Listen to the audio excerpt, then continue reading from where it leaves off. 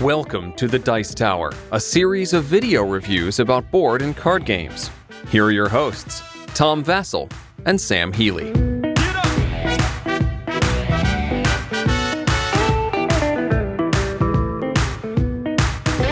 folks, I'm Tom Vassell. Z Garcia, what's happening, everybody? Sam Healy, what's up, y'all? Today we're taking a look at Tyrants of the Underdark.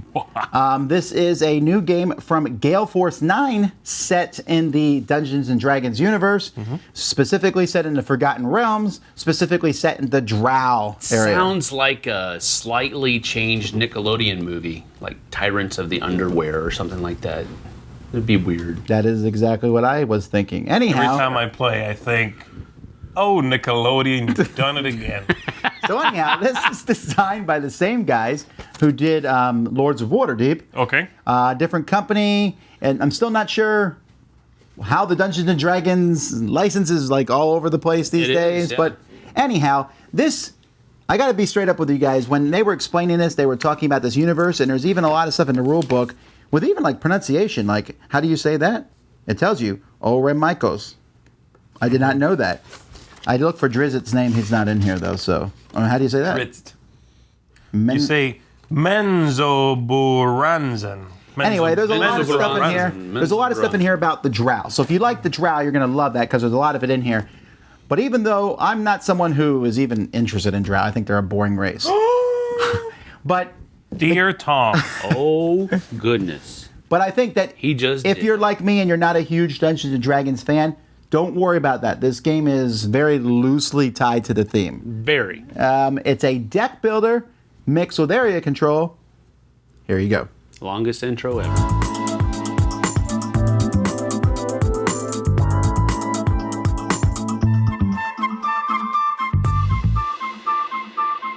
Here's the board of Tyrants of the Underdark, and you can see these dotted lines here down the middle of it. This is a two-player game in progress right now.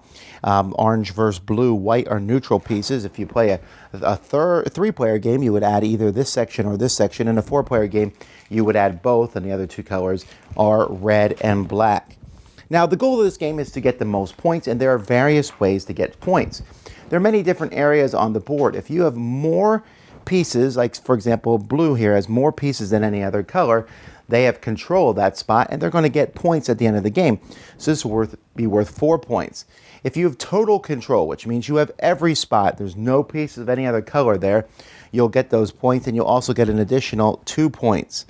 Every time you kill an enemy troop, whether it's a neutral troop or one of someone else's color, you're going to take that and put that behind your board in your trophy hall, and those are worth 1 point at the end of the game. And players will have a deck of cards.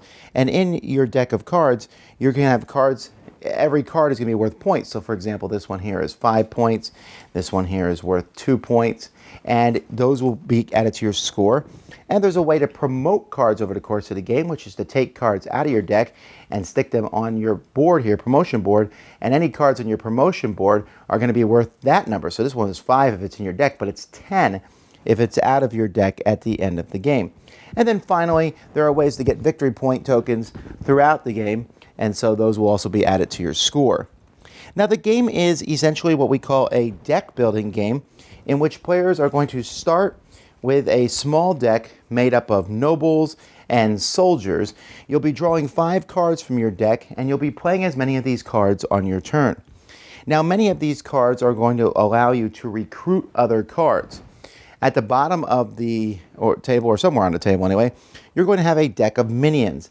Now this deck is actually shuffled together from 2 different decks. 4 decks come in a box. There's dragons and demons and drow, etc.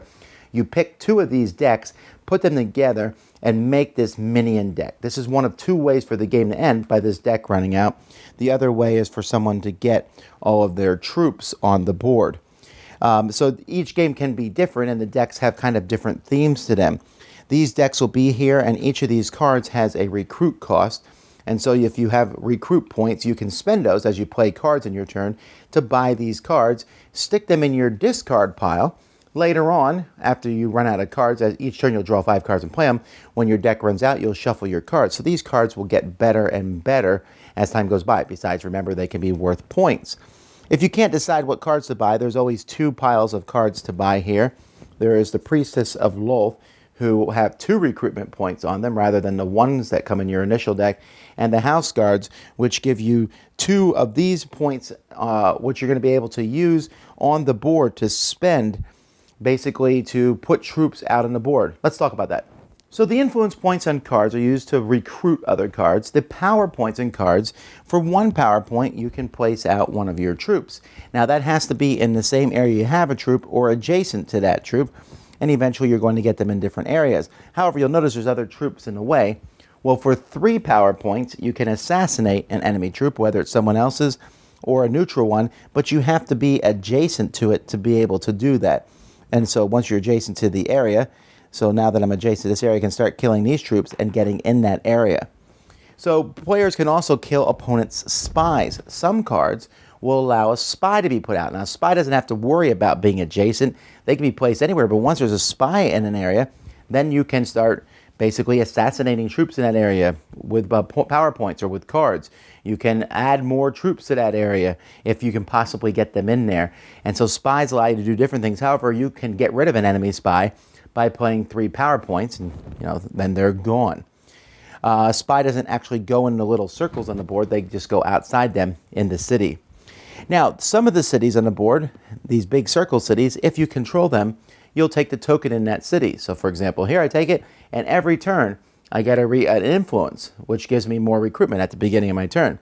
If you totally control the city, you'll flip it over, and this is how you get those victory point tokens. So this will give me an influence and a victory point token as long as I have total control. This middle city here will give me 3 victory point tokens every turn. So the different cities, you're going to want to control those and fight back and forth for them. Other than that, there's all sorts of different things. Some of the cards, when you play them, will give you insane outcasts, or will give other players insane outcasts, which you can get rid of these cards, but if they're in your deck at the end of the game, they're -1 victory point. Let's take a look at some of the other types of cards in the games. Like this one here lets you promote another card. This is how you get rid of a card out of your deck, and you'll stick it on your little promotion area, which gives points. You have to decide, hey, I want to get rid of this card. I'm not going to use it anymore, so I won't get its cool special abilities, but it's worth extra points at the end of the game. Some cards here have focus, which means if I play another card that says ambition, then I also get 2 influence. So focus cards let you do extra things. Many cards let you play spies, and then you can return a spy to do things later on.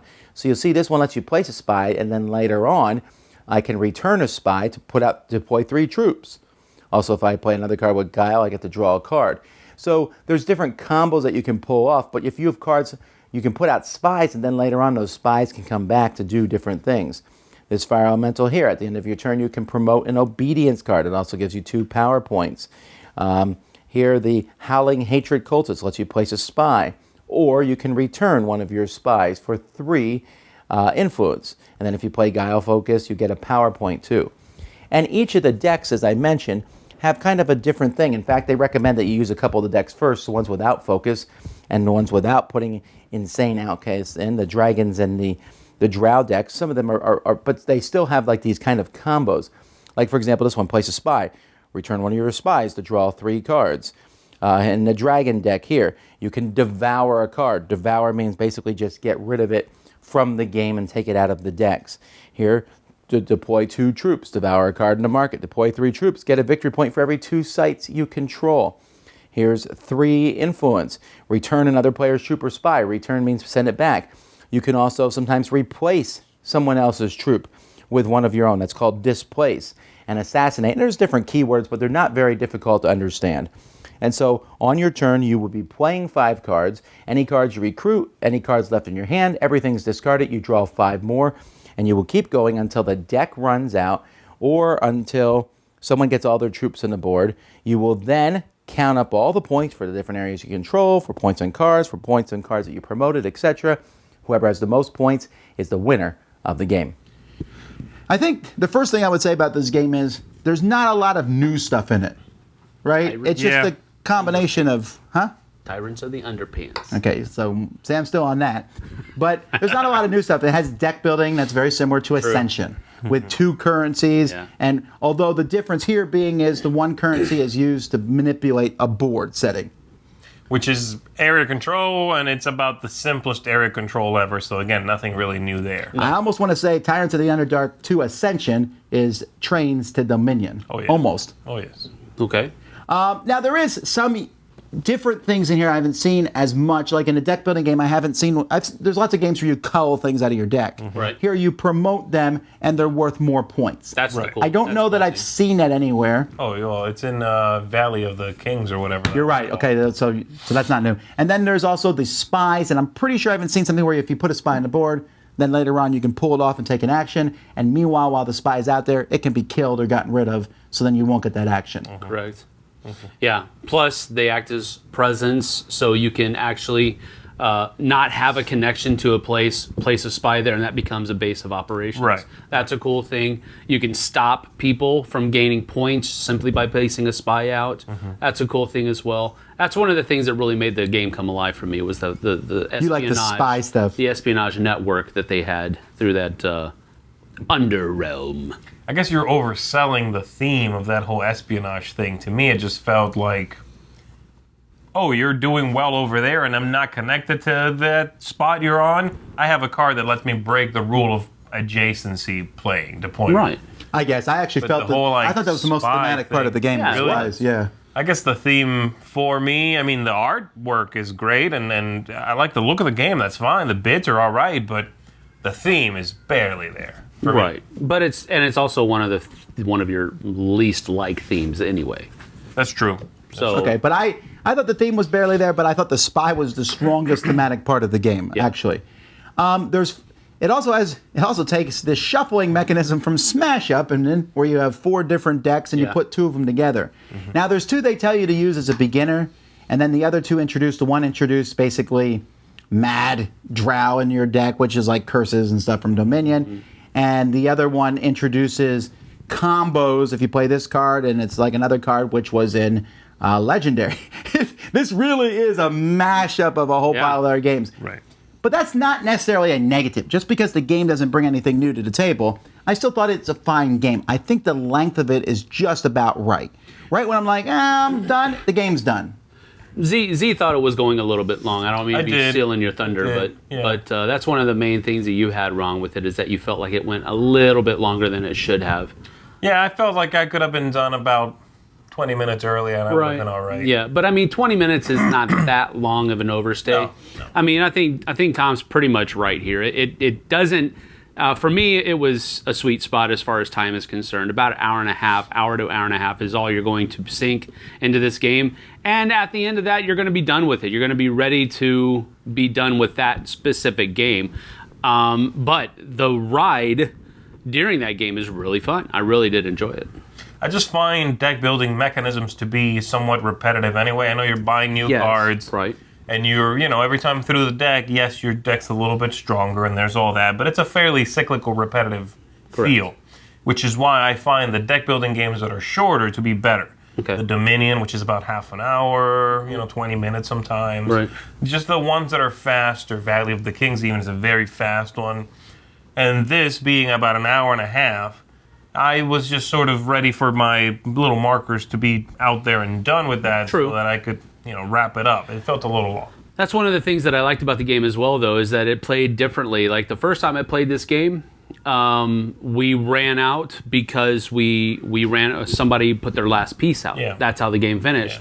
Yeah. And the game that you and I played with a couple other people, deck ran out. The deck ran out. Yeah, so it ended in both of those different ways in 2 games. So I like that about that. I mean, sometimes you're going to play the game and everybody's going to get all their stuff out. Other times it's not going to happen. You're going to run out of cards. Well, you're definitely, one thing is this game is certainly in your face type Very stuff. much so. You're really going to be going after other players. Now, if that bothers you because there's the possibility of ganging up on someone, but that's probably not going to happen. You're like, who's in the lead? Go after them. Yeah. Or who's closest to me. Right.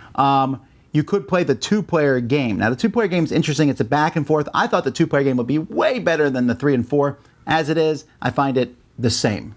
I like it about the same. I would give a caveat that there's those 4 decks in the game.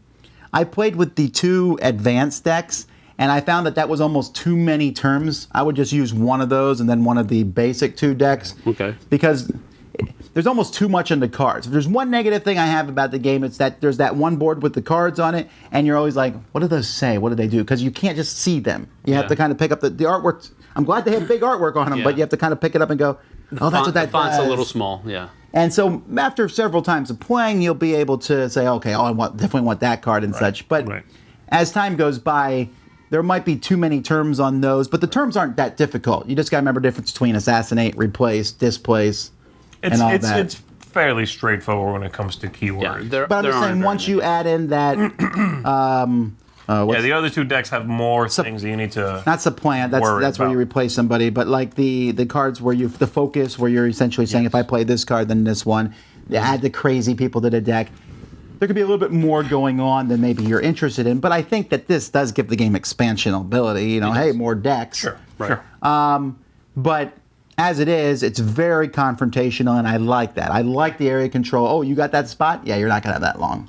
Taking that from other people. Yeah, I'm not a big fan of the deck building mechanic. I mean, I enjoy it, but I just think like it's been done to its extent.